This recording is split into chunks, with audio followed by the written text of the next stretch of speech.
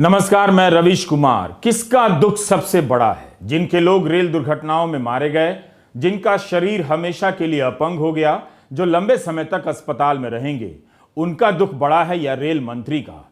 Rail मंत्री अश्विनी वैष्णव के Twitter handle पर आप जाकर देखिए कि वे घटना स्थल से किस तरह के वीडियो ट्वीट कर रहे हैं।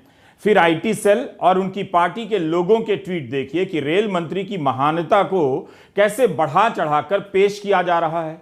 हमारा सवाल है कि क्या इस वक्त ये चिंता होनी चाहिए कि रेल मंत्री की महानता में थोड़ी कमी आ गई है, उसे फिर से लग भिड़कर बड़ा करना है, या जिनके घर बर्बाद हो गए हैं उनके परिवारों को सांत्वना देनी है? क्या यह सांत्वना मुआवजे की राशि के ऐलान के साथ खत्म हो जाती है? हम ऐसा भी नहीं कह रहे हैं कि पीड़ितों का ध्यान नहीं रखा जा रहा होगा, लेकिन ट्विटर हैंडल पर मंत्री जी क्या ट्वीट कर रहे हैं उसे देखने पर पता चलता है कि सारा जोर इसी पर है कि मंत्री जी बहुत महान हैं। मंत्री जी दिन रात काम करते हैं, जैसा सारे लोगों के दुखों से वही एकमात्र गुजर रहे हैं। एक तरह से इस दुर्घटना में मारे गए 288 लोगों के परिवारों का दुख कहीं नहीं दिखता है। उनके बदले मंत्री जी का रात भर पटरी के किनारे बैठकर काम करने का या मुआयना करने का संघर्ष दिखाया जा रहा है, ताकि लोग उनसे सहानुभूति रखें कि इतना काम करने वाला मंत्री भारत को मिला है। इसे मीडिया के जरिए इमेज मैनेजमेंट कहते हैं, कुछ और नहीं।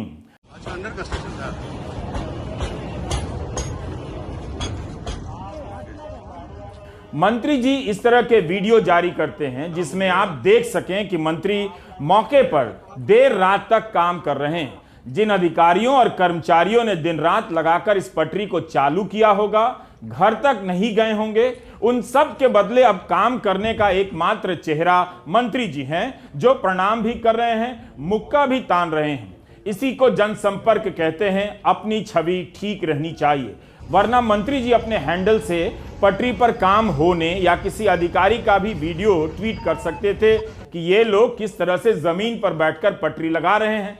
जब सब काम और देर रात तक का काम मंत्री जी ही कर रहे हैं, तो फिर जवाबदेही लेने में संकट क्या है? मंत्री जी आखिर में वंदे मातरम और भारत माता की जय के नारे भी लगा रहे हैं। क्या आज के भारत में दुर्घटना के बाद पटरी को चालू कर देने का काम इतना मुश्किल हो गया है जैसे अमेरिका और जापान में भी नहीं होता है, और अश्विनी वैष्णव ने ही कर दिखाया है, जिसके बाद वे वंदे मातरम और भारत माता की जय के नारे लगा रहे हैं?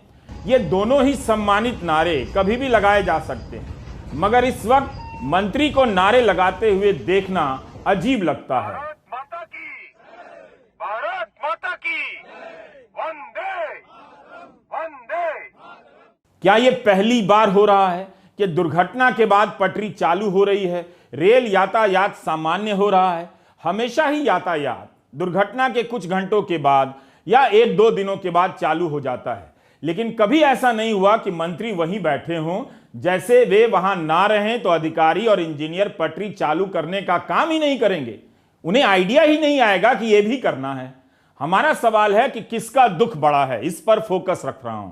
मरने वाले परिवारों का चेहरा मंत्री के ट्विटर हैंडल पर नजर नहीं आता है। क्यों नहीं आता है? यह आज के टेलीग्राफ में छपी तस्वीर है। केवल 2 हाथ है, एक दूसरे को थामे हुए। अखबार ने लिखा है कि एक महिला अपने पति की लाश खोज रही है, अपने रिश्तेदार का हाथ थामे हुए है। आप नोट कीजिए कि कितनी संवेदनशीलता से यह तस्वीर ली गई है और मंत्री जी किस तरह से अपने बारे में वीडियो ट्वीट कर रहे हैं। हमारे 3 सवाल। क्या प्रधानमंत्री जी इस सदी के सबसे भयावह रेल दुर्घटना की जिम्मेदारी लेंगे? नंबर 2, क्या प्रधानमंत्री जी अपने रेलवे मिनिस्टर श्री अश्विनी वैष्णव का इस्तीफा लेंगे?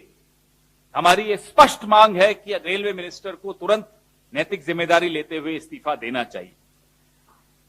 सीएजी रिपोर्ट, पार्लियामेंट की स्टैंडिंग कमेटी रिपोर्ट, इन तमाम रिपोर्टों का, और ये 9 फरवरी की जो रिपोर्ट थी साउथ वेस्टर्न रेलवे की, इन सब रिपोर्टों पे जो सवाल उठते हैं, इन सवालों का जवाब प्रधानमंत्री जी की तरफ से कौन देगा? और मैं उम्मीद करता हूं कि सवाल आप उठाएंगे।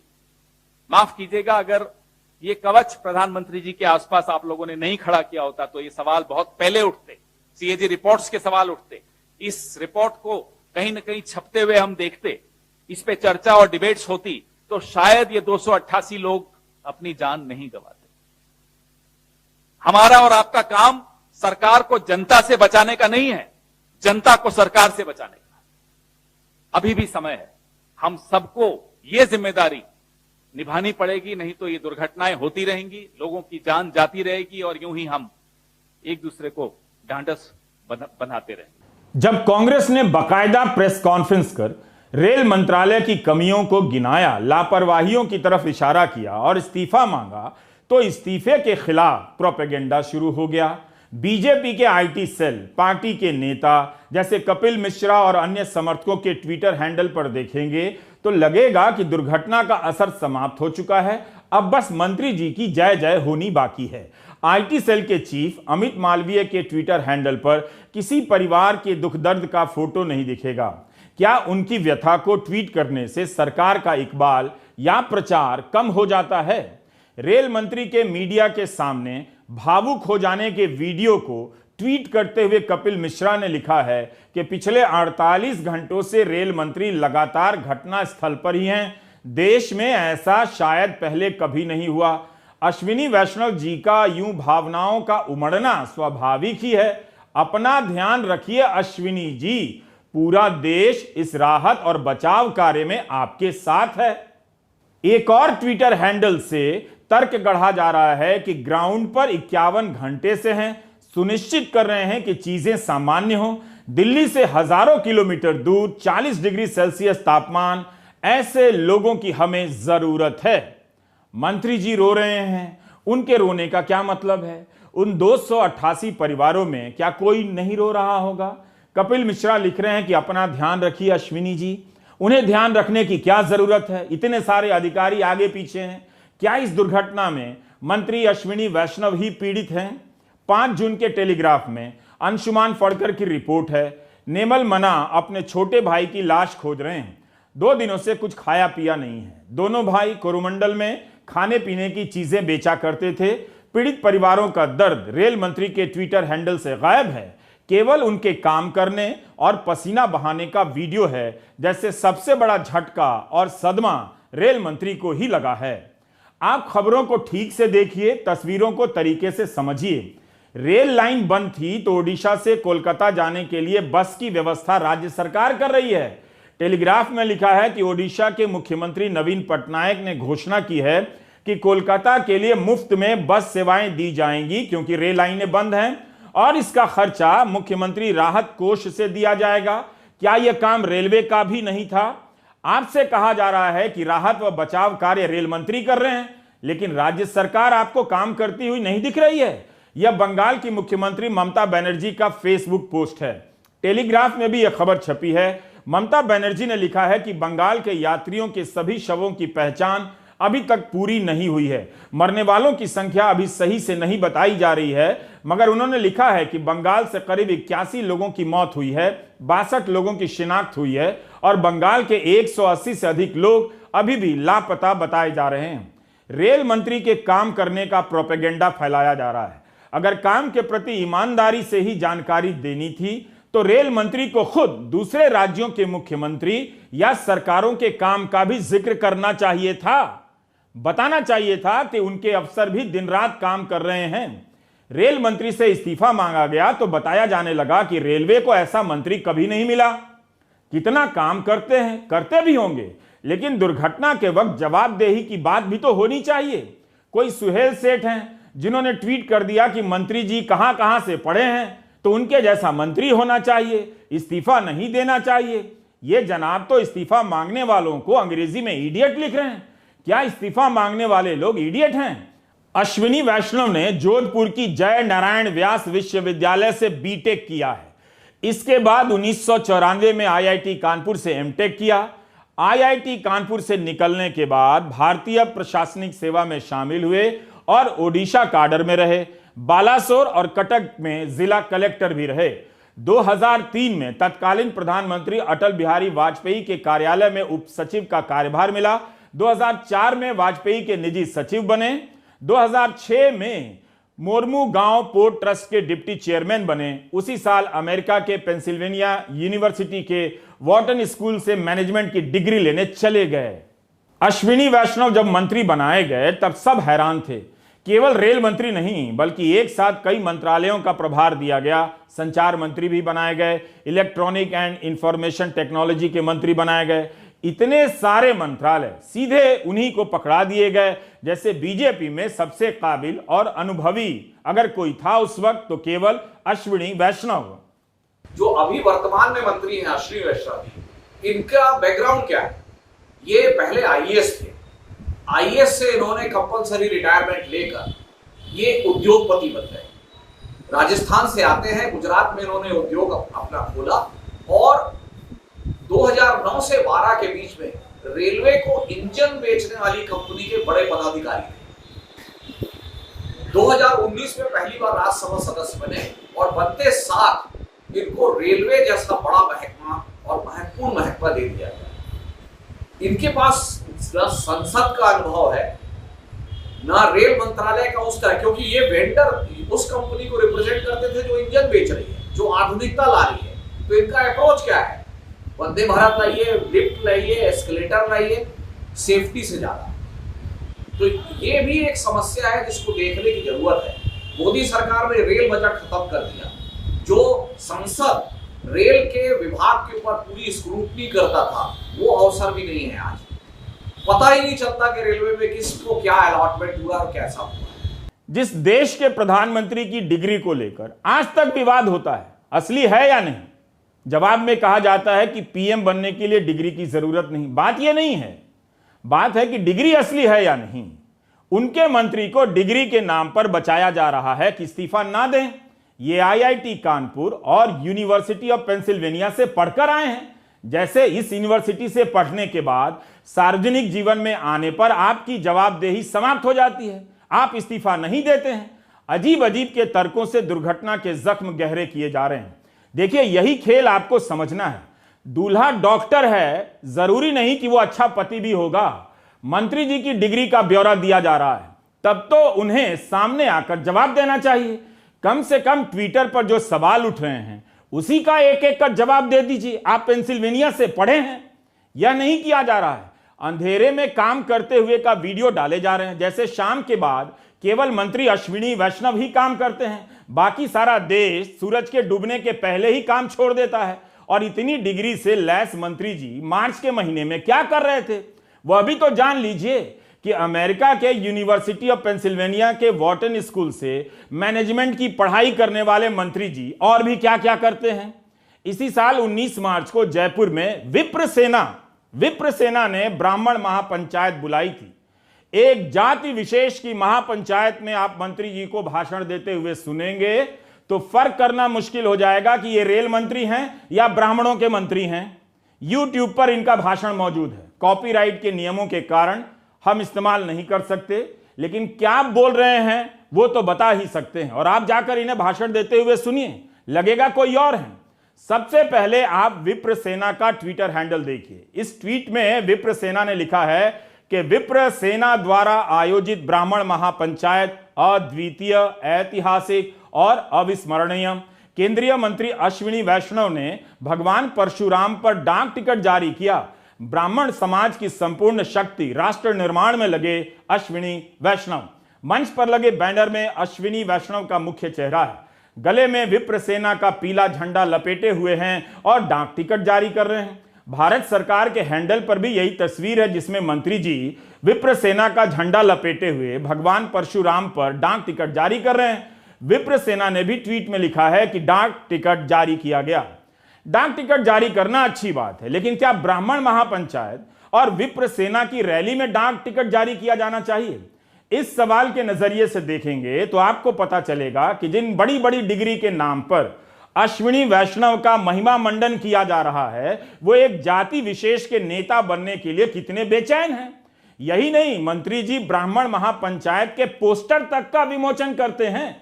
विप्र सेना ने ही अपने ट्विटर हैंडल से 14 फरवरी 2023 को ट्वीट किया है कि केंद्रीय रेल मंत्री माननीय अश्विनी वैष्णव जी ने किया ब्राह्मण महापंचायत के पोस्टर का विमोचन। इतना काम करते हैं रेल मंत्रालय में कि ब्राह्मण महापंचायत के पोस्टर का विमोचन करने का भी टाइम निकल आता है। अपने एक दिवसीय दौरे पर, यह ट्विटर हैंडल में लिखा है, अपने एक दिवसीय दौरे पर जयपुर आए केंद्रीय रेल मंत्री विप्र गौरव श्री अश्विनी वैष्णव जी द्वारा ब्राह्मण समाज की सबसे विशाल आम सभा ब्राह्मण महापंचायत का पोस्टर विमोचन किया गया। बताइए, आप कहते हैं कि रेल मंत्री बहुत काम करते हैं, लेकिन यहां तो मंत्री जी के पास इतना टाइम है कि ब्राह्मण महापंचायत के पोस्टर तक का विमोचन कर रहे हैं। विप्र गौरव कहलाए जा रहे हैं। विप्र गौरव यूनिवर्सिटी ऑफ पेंसिल्वेनिया से पढ़कर आए हैं। अश्विनी वैष्णव के काम का मूल्यांकन किस आधार पर हो रहा है?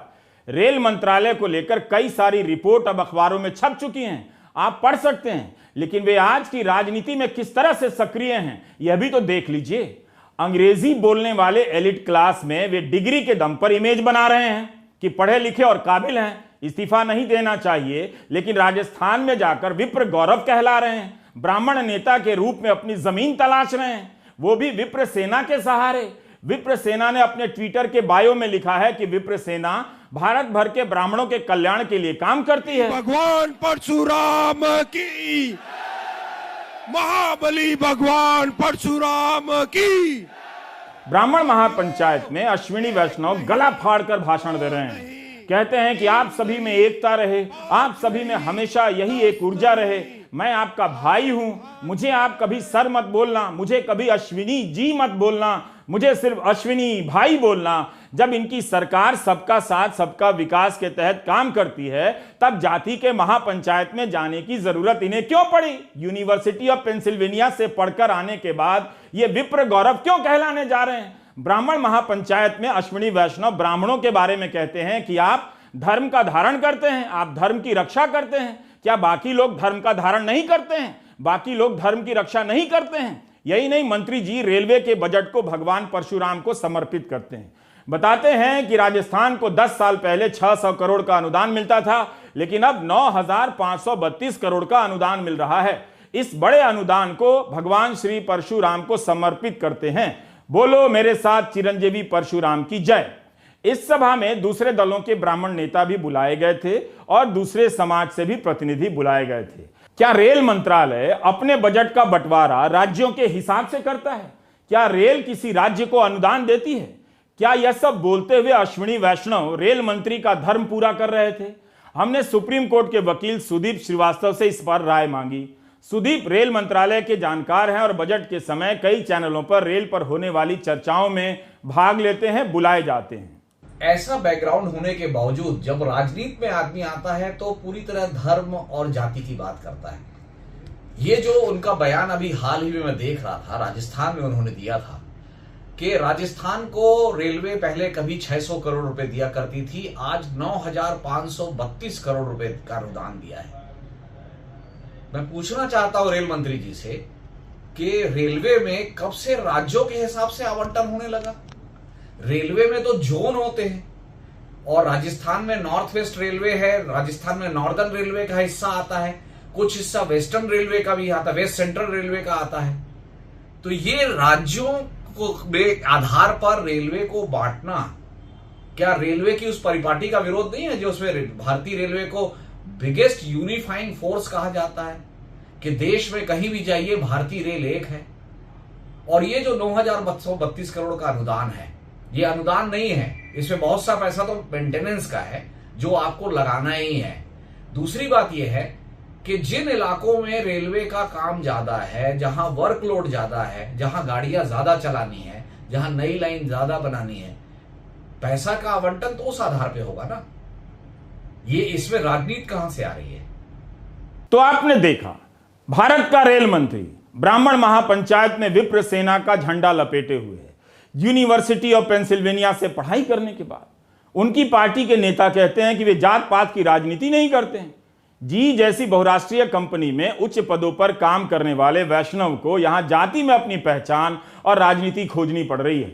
इसी ब्राह्मण महापंचायत का कोई दूसरा नेता रेल मंत्री होता तो वही सुहेल सेठ जैसे लोग, अंग्रेजी का एलिट क्लास, इस्तीफा मांग रहा होता कि भारत को जाति के नेताओं की जरूरत नहीं, अब भारत बदल गया है। ये लोग जात के कारण मंत्री तो बन जाते हैं मगर काम करना नहीं आता। इन्हें तुरंत जाना चाहिए। ब्राह्मण महापंचायत की सभा में रेल मंत्री राजस्थान के 82 रेलवे स्टेशनों का जिक्र करते हैं कि इन्हें वर्ल्ड क्लास बनाया जाएगा। फिर कहते हैं कि हम कुछ स्टेशनों का नाम ले रहे हैं और आप परशुराम के जयकारे लगाइए। स्टेशन का नाम लेकर भगवान परशुराम के नारे लगवाना, जयकारे लगवाना, यह शायद पहली बार हुआ होगा। दिल्ली में इनकी छवि है कि पढ़े लिखे हैं, काम करते हैं। दरअसल हम नेताओं के बारे में बहुत कम जानते हैं। उम्मीद है आज आप इनके बारे में थोड़ा जान गए होंगे। आबू रोड स्टेशन को वर्ल्ड क्लास बना दीजिए, लेकिन यह कौन सा राष्ट्रवाद है कि आप इसकी घोषणा ब्राह्मण महापंचायत में करें और धार्मिक नारे लगवाएं? क्या यह सही है? इस ब्राह्मण महासभा में दिए गए कुछ भाषणों को लेकर दूसरे समुदाय के लोग भी नाराज हो गए। नवभारत अखबार की खबर देखिए। गुर्जर नेता हिम्मत सिंह का बयान छपा है कि ब्राह्मण महासभा में विवादित नारे लगे, इससे जातीय द्वेषता फैलती है। ऐसे नारे लगाए गए कि महापंचायत के आयोजकों और शामिल होने वाले नेताओं के खिलाफ मुकदमा दर्ज होना चाहिए। रेलवे की कार्यप्रणाली को लेकर सवाल उठ रहे हैं। मंत्री जी को उसका जवाब इस तरह के वीडियो से नहीं देना चाहिए कि 51 घंटे से काम कर रहे हैं। हमने पिछले वीडियो में आपको दिखाया था कि लोकसभा में कह रहे हैं कि कवच के लिए प्रधानमंत्री ने इंजीनियर को प्रेरित किया। 24 मार्च 2022 का उनका भाषण आप फिर से सुनिए। तब किसी का ध्यान नहीं गया होगा, लेकिन अब सबका ध्यान जा रहा है कि पढ़ लिखने के बाद उनके भाषणों के तत्व क्या हैं। प्रधानमंत्री श्री नरेंद्र मोदी जी ने अपने ही इंजीनियर्स को इंस्पायर करके एक ऐसा सिस्टम डेवलप किया जो आज वर्ल्ड में उसकी चर्चा हो रही है। जैसे वंदे भारत की चर्चा हो रही है, वैसे ही कवच की चर्चा हो रही है। और हमें अपने इंजीनियर्स को क्वेश्चन करने के बजाय हमें उनके ऊपर गर्व करना चाहिए, हमारे टैलेंट पे गर्व करना चाहिए। उसी गर्व के लिए, और हमारी सरकार इस विश्वास रखती है अपने इंजीनियर्स की टैलेंट पे। इसीलिए मैं स्वयं ट्रेन में चढ़ा कि देखें, जो ट्रेन में चढ़ने से पहले हमारे जनरल मैनेजर साहब बोल रहे थे, साहब आप मत चढ़ो, कोई बात नहीं, ट्रेन को चलने दो। लेकिन सच में इतना अच्छा सिस्टम डेवलप हुआ है। इस सदन में उन इंजीनियर्स की हौसला बढ़ाई के लिए मैं निवेदन करूंगा। आप देख सकते हैं कि किस तरह से कहानी बनाई जा रही है।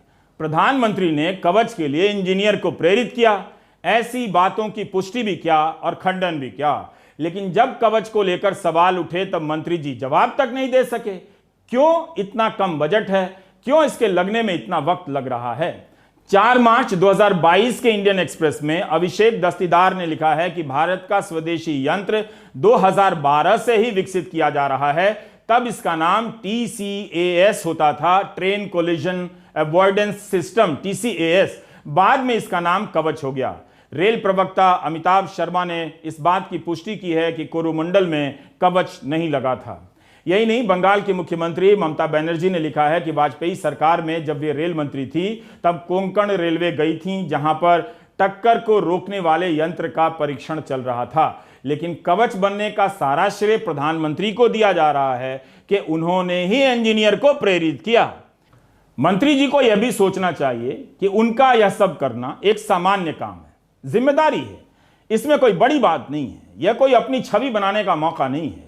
कम से कम प्रधानमंत्री मोदी इसी आधार पर उनका इस्तीफा मांग सकते हैं कि अभी तक तो हम ही वंदे भारत का उद्घाटन कर रहे थे, आपको नहीं करने दे रहे थे ताकि छवि मेरी बने।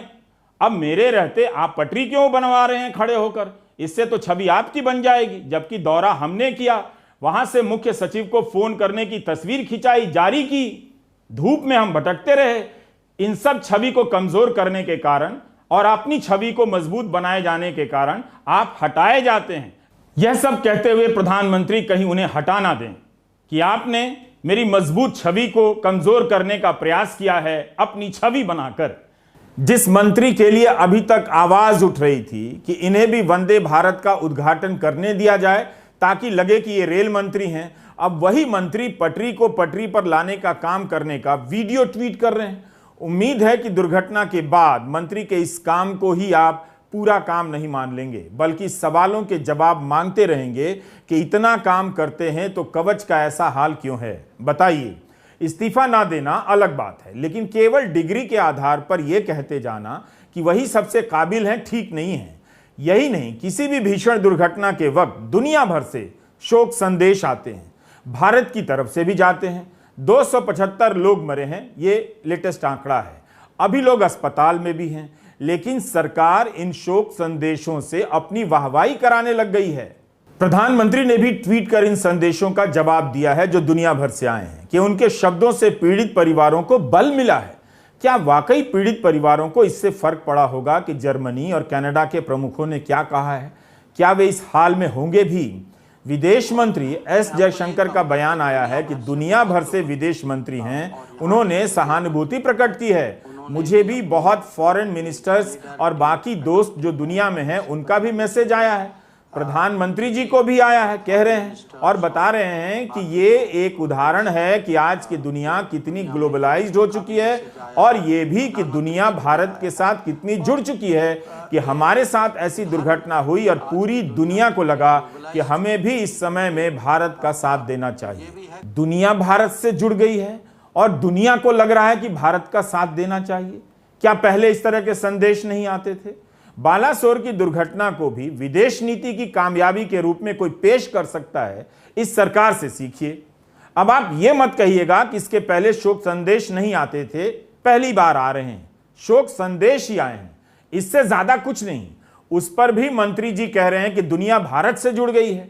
रेल की असफलता को, एक दुर्घटना को कोई विदेश नीति की सफलता में बदल सकता है?